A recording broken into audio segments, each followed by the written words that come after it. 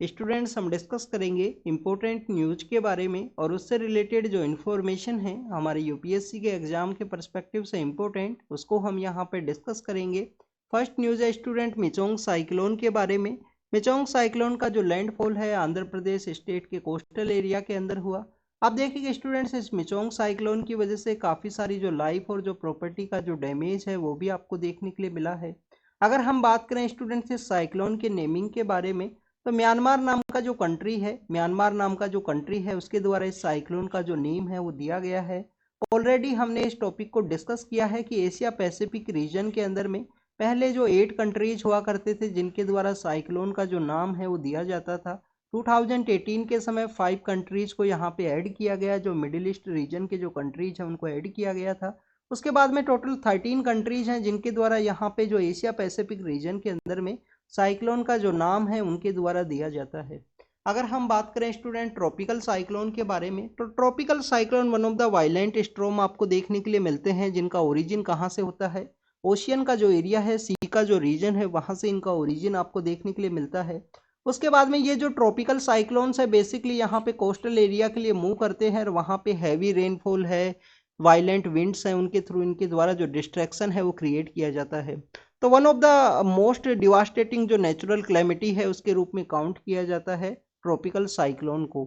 Students अगर हम बात करें उन कंडीशंस के बारे में जिनके अंदर ट्रॉपिकल साइक्लोन का जो ओरिजिन है उसके फेवरेबल जो कंडीशंस हैं उनके बारे में अगर हम डिस्कस करें तो लार्ज जो सी का जो सरफेस एरिया टेम्परेचर है वो 20 डिग्री सेंटीग्रेड के आसपास है। अगर लार्ज सी स्पेस का जो सी का जो यहाँ पे टेम्परेचर है, सरफेस टेम्परेचर, वो 20 डिग्री सेंटीग्रेड से लिटिल बिट हायर है तो वहाँ पे जो ट्रॉपिकल साइक्लोन का ओरिजिन है उसके लिए एक फेवरेबल कंडीशंस है वो डेवलप होती हैं। वहाँ पे अगर प्रेजेंस ऑफ कोरोलिसिस फोर्सेज है, कोरोलिसिस फोर्सेज का अगर वहाँ पे प्रेजेंस है, कोरियोलिसिस फोर्सेज का अगर वहाँ पे प्रेजेंस है तो बेसिकली वो भी यहाँ पे जो ट्रॉपिकल साइक्लोन है उसके फेवरेबल कंडीशन के रूप में रोल प्ले करती है। स्मॉल वेरिएशन वहाँ पे होना चाहिए, वर्टिकल जो विंड का स्पीड है उसके अंदर अगर स्मॉल वेरिएशन है, इसके साथ में आप देखिए कि जो pre existing weak low pressure का एरिया अगर वहाँ पे क्रिएट होता है या लो लेवल साइक्लोनिक जो सर्कुलेशन है वहाँ पे क्रिएट होता है तो उस समय में जो ट्रॉपिकल साइक्लोन्स है वो वहाँ पे क्रिएट हो सकते हैं किसी भी प्लेस के अंदर में। इसी के साथ में आपको अपर डाइवर्जेंस अबाउट द जो सी लेवल का जो सिस्टम है उसके अंदर अपर डाइवर्जेंस होना चाहिए, जो भी एक फेवरेबल कंडीशन के अंदर में रोल प्ले करता है ट्रॉपिकल साइक्लोन के अंदर में।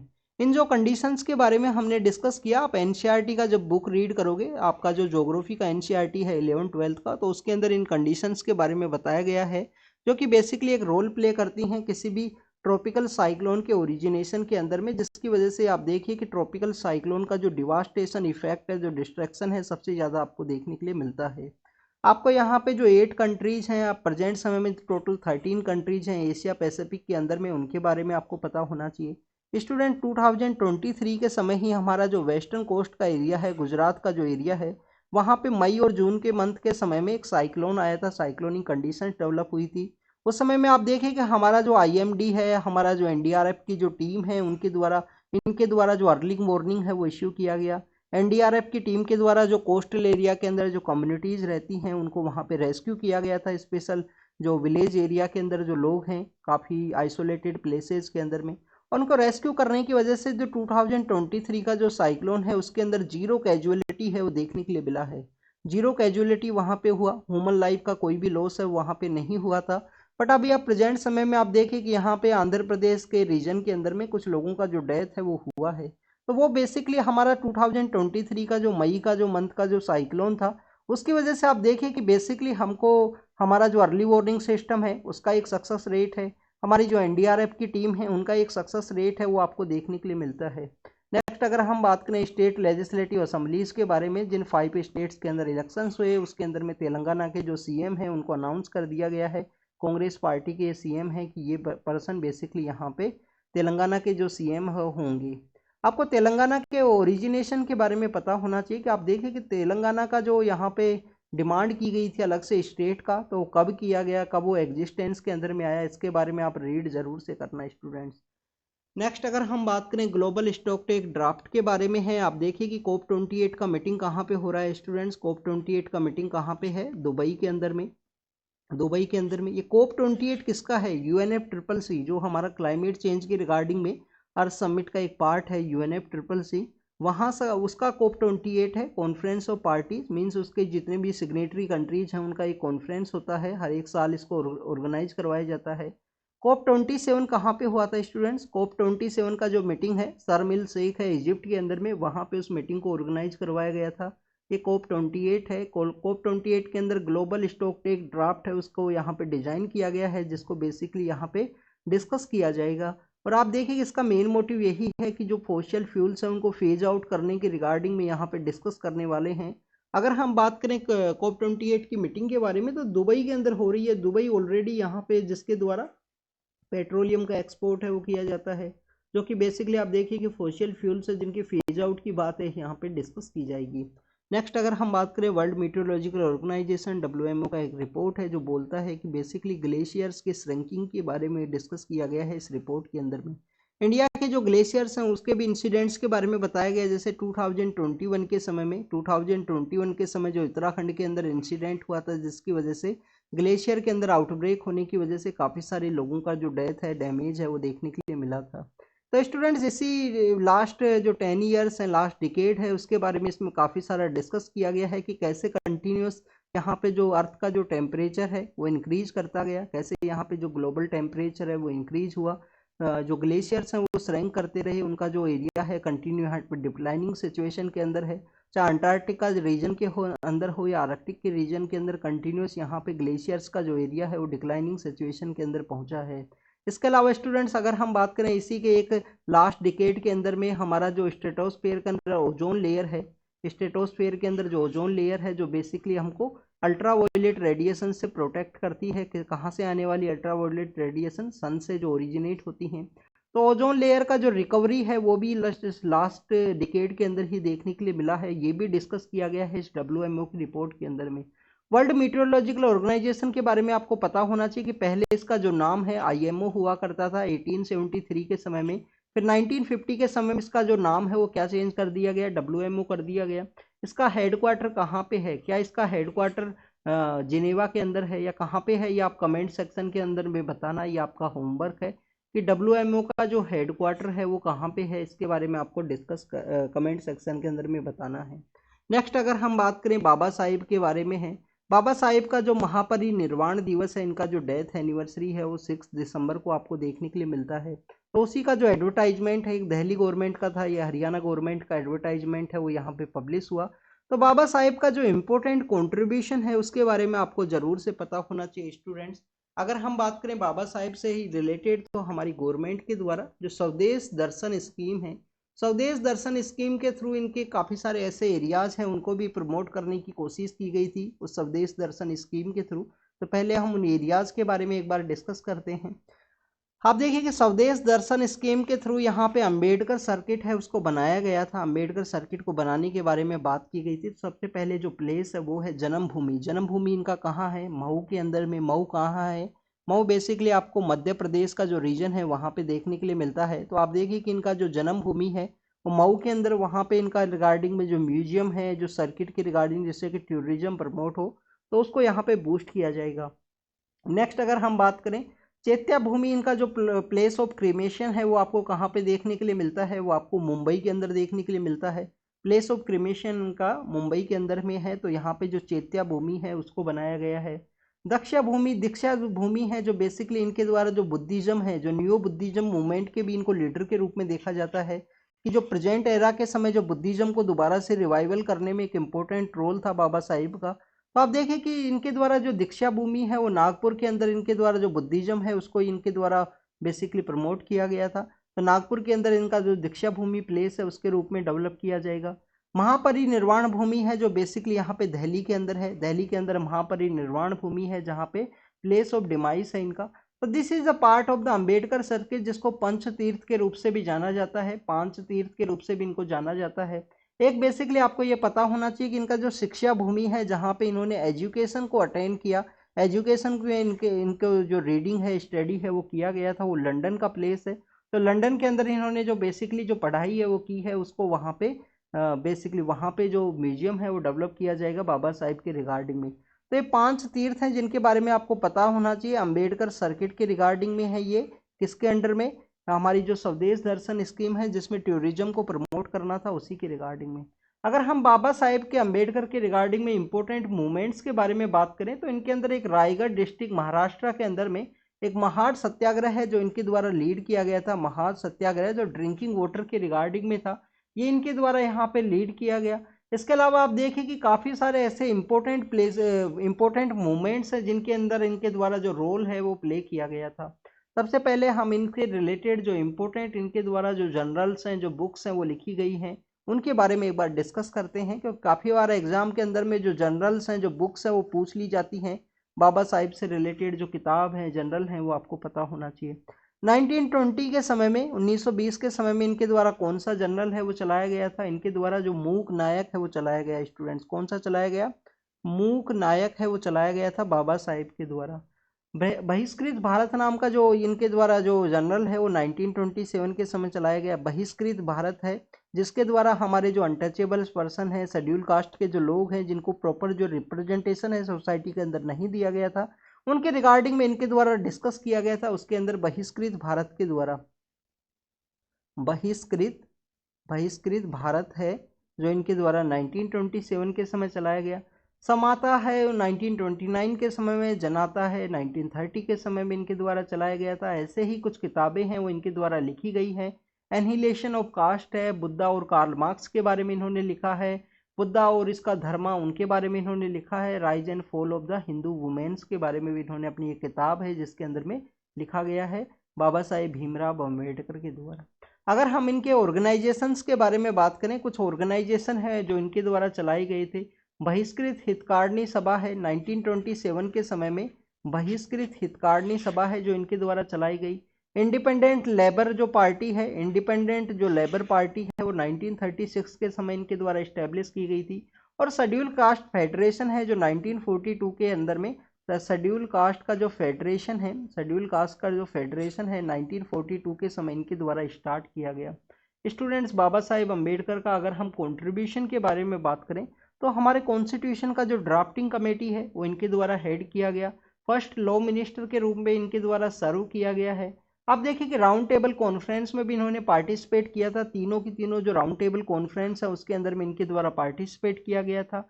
हिल्टन और यंग कमीशन है जो आरबीआई का फॉर्मेशन के रिगार्डिंग में एक इम्पोर्टेंट कमीशन था, उसको भी इनके द्वारा इस्टेब्लिशमेंट में एक रोल है, उसके अंदर में इन्होंने बेसिकली सर्व किया था उस कमीशन के अंडर में।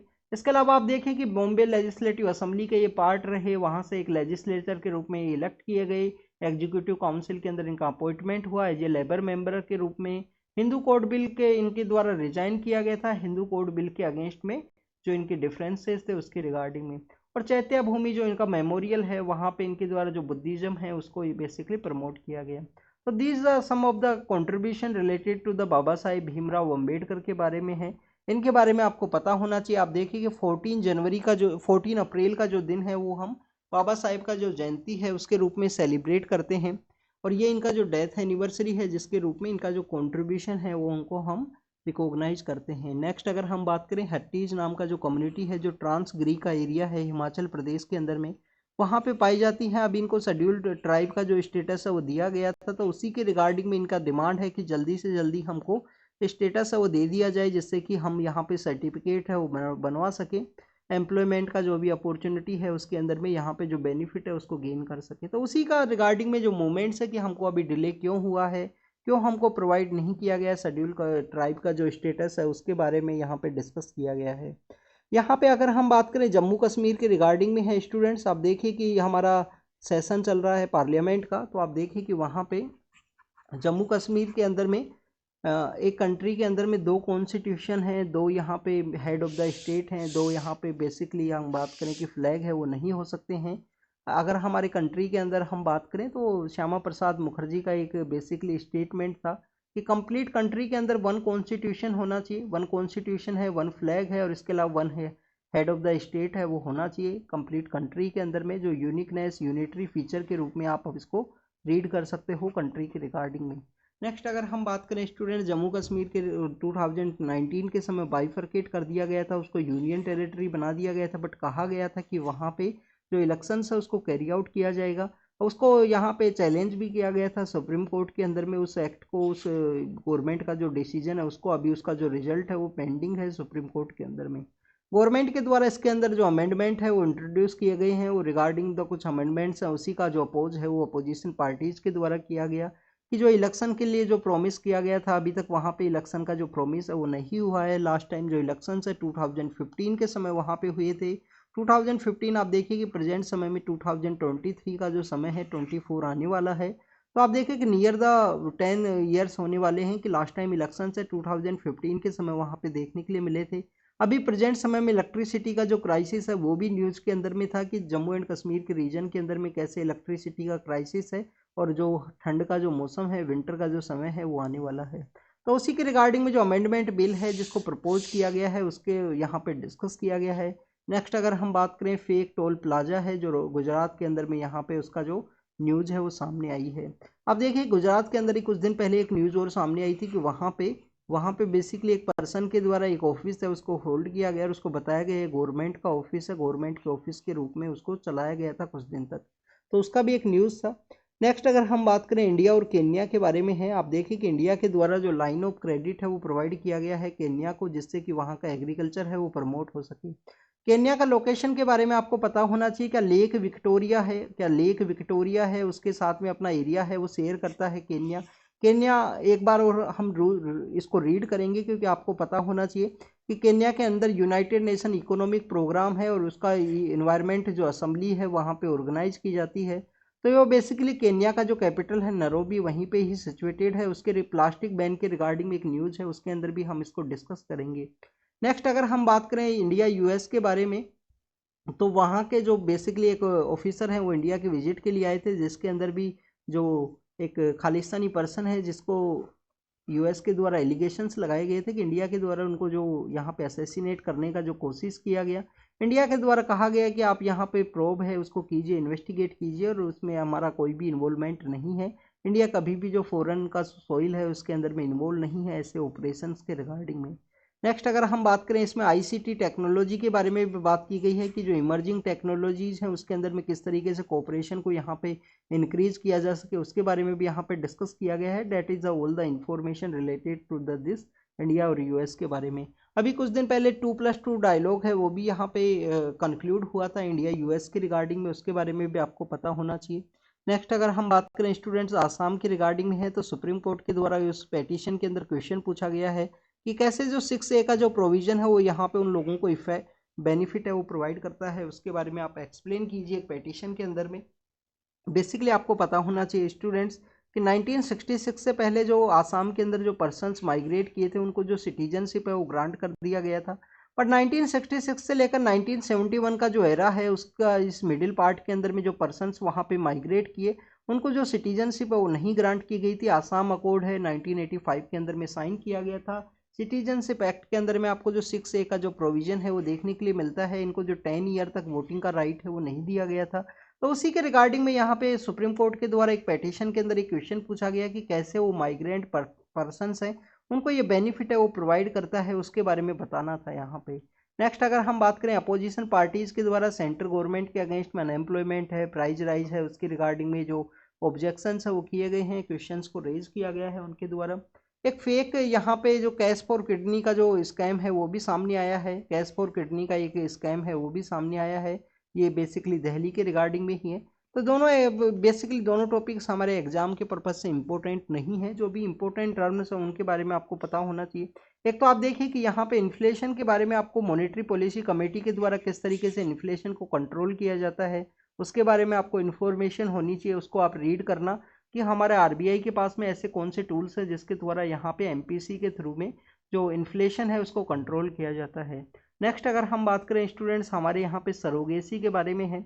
अब देखिए इंडिया के अंदर पहले कॉमर्शियल सरोगेसी है उसको अलाउ किया गया था, बट 2016 के समय में जो कॉमर्शियल सरोगेसी है उसको क्या कर दिया गया, बैन कर दिया गया। तो इंडिया के अंदर काफ़ी सारे ऐसे जो केसेज हैं वो सामने आए थे कि बाहर के जो लोग हैं, फॉरेन के जो कपल्स हैं, उनके द्वारा इंडियन जो बेसिकली जो लेबरर वुमेन्स हैं उनको यहाँ पे पैसे के थ्रू जो सरोगेसी का जो प्रोसेस है वो कैरी आउट किया जाता था। तो 2016 के समय में गवर्नमेंट के द्वारा उसको बैन किया गया। लेटर फेज में आप देखिए कि एल्ट्रुस्टिक सरोगेसी है उसको अलाउ किया गया है।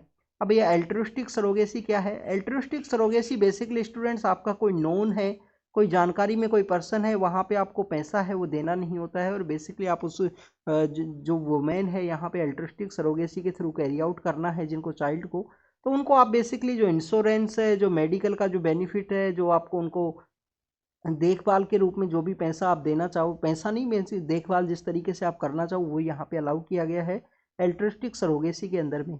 अब आप देखिए कि यहाँ पे अगर कोई विडो वुमेन है और यहाँ पे कोई डिवोर्सी वुमेन है, उसको अलाउ किया गया है एल्ट्रिस्टिक सरोगेसी के अंदर चिल्ड्रन के रिगार्डिंग में।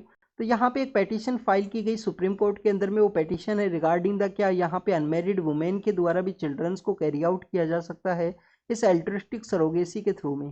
तो उसी के रिगार्डिंग में यहाँ पे डिस्कस किया गया है कि विडो वुमेन को, अगर सिंगल वुमेन है, विडो वुमेन है, और विडो वुमेन के अलावा आप देखिए कि यहाँ पे डाइवोर्सी वुमेन है, उसको बेसिकली अलाउ किया गया है सरोगेसी प्रोसेस के अंदर में चिल्ड्रंस के रिगार्डिंग में। तो यहाँ पे अनमेरिड वुमेन के रिगार्डिंग में क्वेश्चन है, वो यहाँ पे पेटिशन फाइल हुई है सुप्रीम कोर्ट के अंदर में।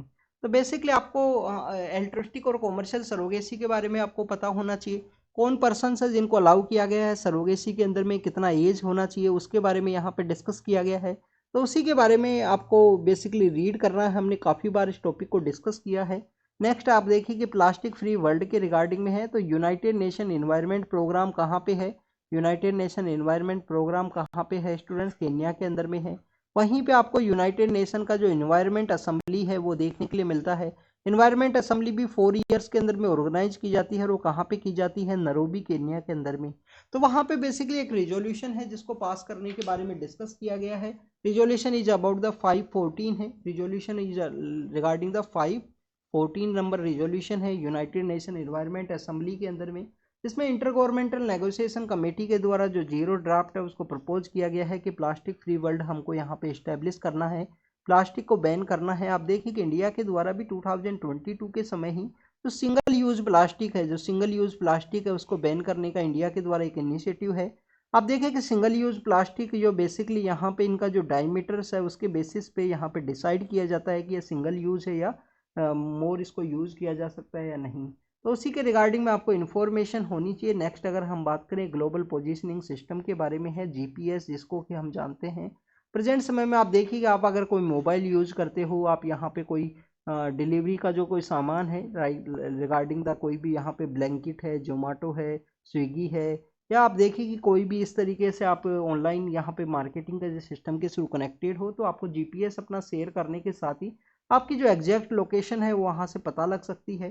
तो आपको जीपीएस के बारे में पता होना चाहिए कि यूएस के द्वारा इनिशियल फेज के अंदर जो ग्लोबल पोजिशनिंग सिस्टम प्रोग्राम है वो 1973 के समय स्टार्ट किया गया।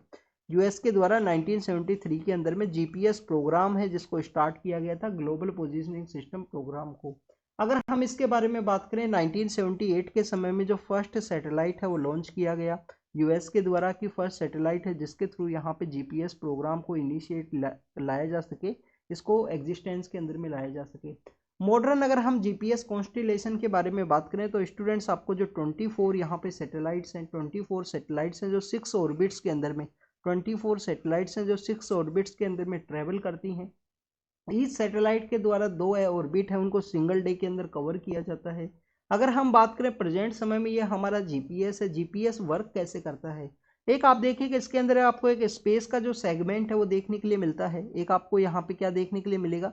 स्पेस का जो सेगमेंट है वो देखने के लिए मिलता है। एक आपको यहाँ पे जो कंट्रोल सेगमेंट है, जो कंट्रोल सेगमेंट है जो यहाँ पे अर्थ से जिसको मॉनिटर किया जाता है, कंट्रोल जो सेगमेंट है वो देखने के लिए मिलता है। और यूजर का जो सेगमेंट है, जो यूजर जो है उसके रिगार्डिंग में है। तो ऐसे 3 सेगमेंट्स है जो एक दूसरे से इंटरकनेक्टेड है, उसके थ्रू यहाँ पे इसको बेसिकली इसको कम्प्लीटली एग्जिस्टेंस के अंदर में लाया जाता है तीनों के कोऑपरेशन के थ्रू में।